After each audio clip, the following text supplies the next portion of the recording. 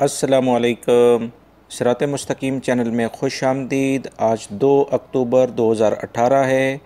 22 मुहर्रम 1440 इस्लामी तारीख़ है। मैं आपसे शेयर कर रहा हूँ सऊदी अरब की ताज़ा तरीन ख़बरें।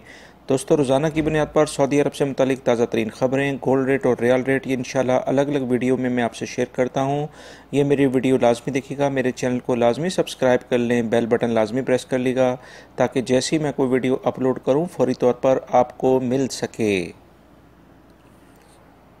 दोस्तों, आप हज़रात के काफ़ी सारे मैसेजेस आए थे कि पाकिस्तान के लिए विज़िट वीज़ा फ़ीस में कोई कमी की उम्मीद है। इस सिलसिले में मैं कुछ मालूमात आपसे शेयर करना चाहता हूँ। दोस्तों, याद रहे कि पाकिस्तान से सऊदी शहरियों के लिए जो विज़िट वीज़ा की फ़ीस है वो 6 महीने के लिए 3600 रियाल है, और इसके अलावा 6 महीने का जो बिज़नेस वीज़ा है वो 5600 रियाल का होता है, जो कि काफ़ी ज़्यादा अमाउंट है। इसी तरह से अगर हम बात करें तो सऊदी अरब के लिए जो पाकिस्तानी विज़िट वीज़ा की फ़ीस जो अभी मुकर्रर है वो 2000 रियाल है, और ये single entry visit visa fees है, जबकि मल्टीपल एंट्रीज़ जो वीज़ा फ़ीस है वो 5000 रियाल है 1 साल के लिए, और 8000 रियाल है 2 साल के लिए, जिसमें आप मल्टीपल टाइम सऊदी अरब में आ जा सकते हैं। दोस्तों, इस सिलसिले में हुकूमत पाकिस्तान आजकल काफ़ी एक्टिव है, और इस सिलसिले में क्योंकि अभी रिसेंटली सऊदी अरब के काफ़ी जो अहम लोग हैं उन्होंने पाकिस्तान की वज़ारत ख़ारजा से और हुकूमत पाकिस्तान के कुछ अहम अहदेदारों से मुलाकात भी की है, और पाकिस्तान की हुकूमत ख़ास तौर पर इमरान खान ने भी रिसेंटली जो विज़िट किया था उसके अंदर भी इस मामले को काफ़ी उठाया गया था।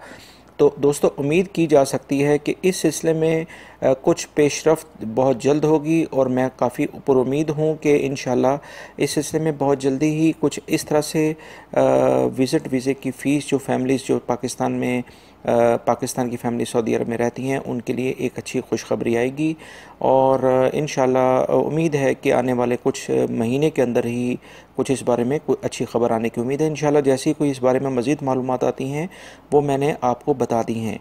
और ये विज़िट वीज़े की फ़ीस पाकिस्तानियों के लिए ज़्यादा क्यों की गई है ये मैंने आपको डिटेल बता दी है, जो मैं आपसे पहले भी शेयर कर चुका हूँ कि पाकिस्तान ख़ुद भी सऊदी शहरियों से काफ़ी ज़्यादा फ़ीस लेता आ रहा है। दोस्तों, रियाद से ख़बर आई है कि एक ख़ुसूसी अदालत ने इस्लाम के मुसल्लमा दीनी अमूर में शकूक व शबहात पैदा करने और अहादीस मुबारका की हुज्जत से इनकार करने वालों पर मुकदमा शुरू कर दिया है। पब्लिक प्रोसिक्यूशन ने एक शहरी और इसके रिश्तेदारों पर फ़र्द जुर्म आयद कर दी है। इस पर इल्ज़ाम यह है कि ये शहरी सुन्नत मुबारका का मुनकर है।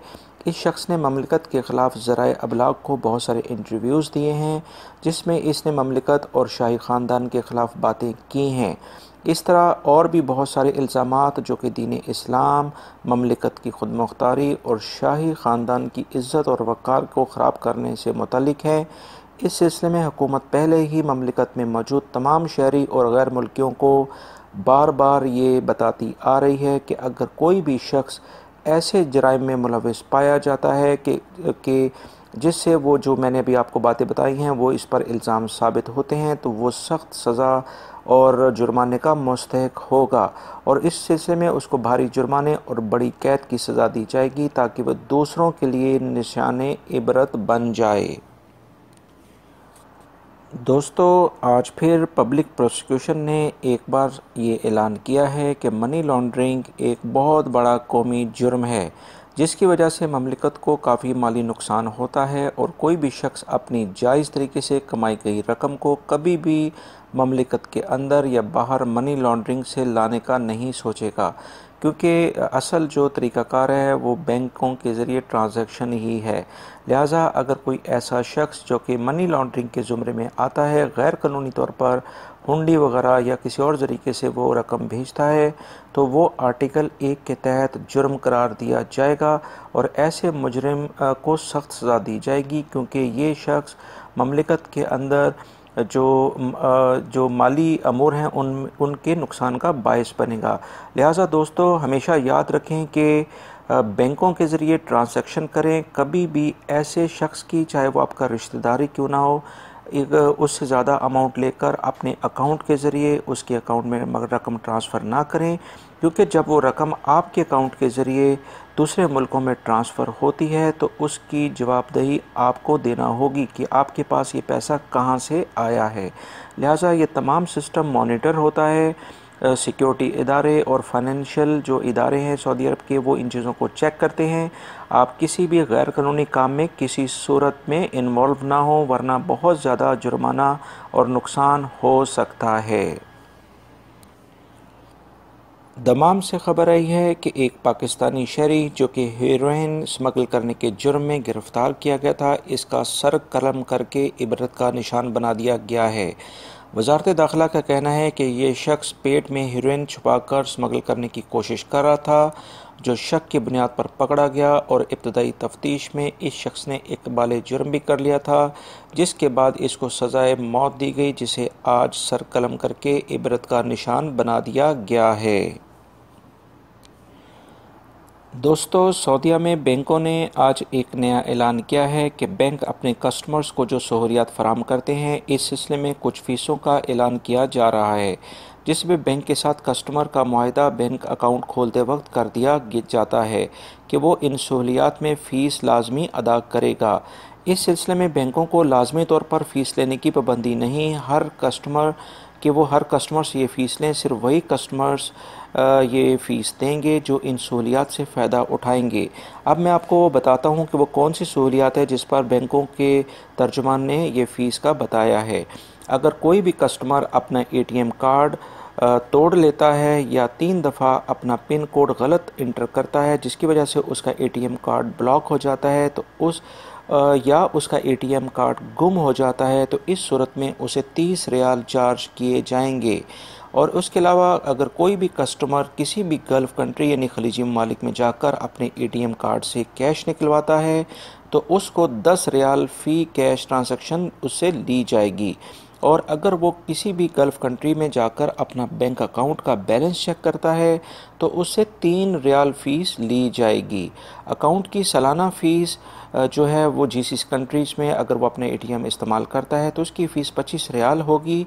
और इसी तरह से अगर वो अपनी सालाना बेस पे जो स्टेटमेंट आती है अकाउंट के बारे में, अगर वो 3 साल के लिहाज से लेता है तो उससे 30 रियाल, अगर वो 5 साल की स्टेटमेंट निकलवाता है तो उससे 50 रियाल फ़ीस ली जाएगी।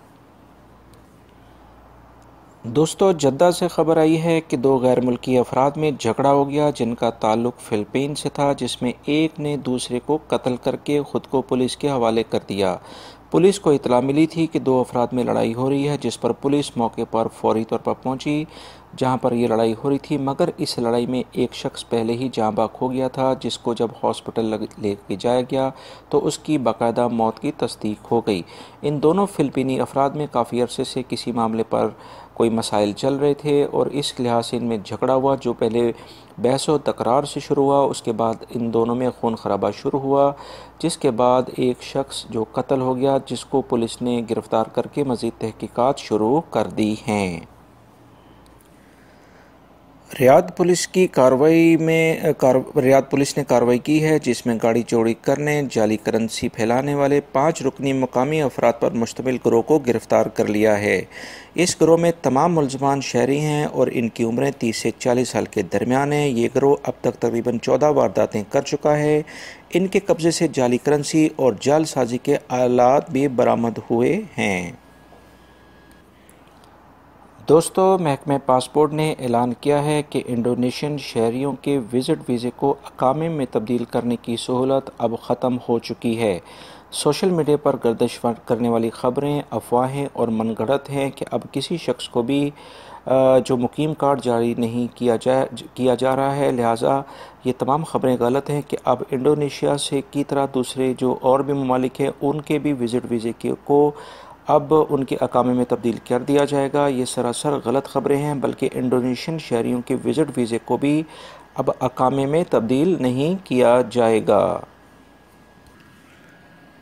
दोस्तों, मदीना मुनव्वरा से ख़बर आई है कि मदीना मुनव्वरा से मक्कातुल मुकर्रमा आते हुए पीर को हिजरा रोड पर बस और ट्रक के दरमियान तसादम के बाइस 10 अफराद ज़ख्मी हो गए हैं। इनमें 6 को नाजुक हालत में हॉस्पिटल मुंतकिल कर दिया गया है, जबकि 4 अफराद मौके पर ही मरहम पट्टी करके रुखसत कर दिए गए हैं। वजारत सेहत ने कहा है कि अभी कुछ दिनों में 2 अफराद को कोरोना वायरस का शिकार होने के बाद वो अपनी ज़िंदगी से हाथ धो बैठे हैं, जिसमें एक 50 साल शख्स दवादमी के इलाके में और एक 61 साल शख्स बुरेदा के इलाके में इस वायरस का शिकार हुआ है, जबकि एक 70 साल शख्स को भी इस वायरस का इंकशाफ हुआ है, जिसका इलाज जारी है। दोस्तों, ये एक ख़तरनाक वायरस है जो कि फैलता है और ये ज़्यादातर ऊँटों की रहायशगाह की वजह से रिहाइशगाह की जगह पर पाया जाता है, जो कि इंसानों में मुंतकिल हो जाता है। ये थी आज की ताज़ा तरीन ख़बरें जो मैंने आपसे शेयर की हैं। उम्मीद करता हूँ मेरी इस वीडियो को आप लाइक ज़रूर करेंगे। इसको अपने दूसरे दोस्तों से भी शेयर करिएगा। अपना बहुत सारा ख्याल रखिएगा। मेरे चैनल को लाजमी सब्सक्राइब कर लीजिएगा। अस्सलामु अलैकुम।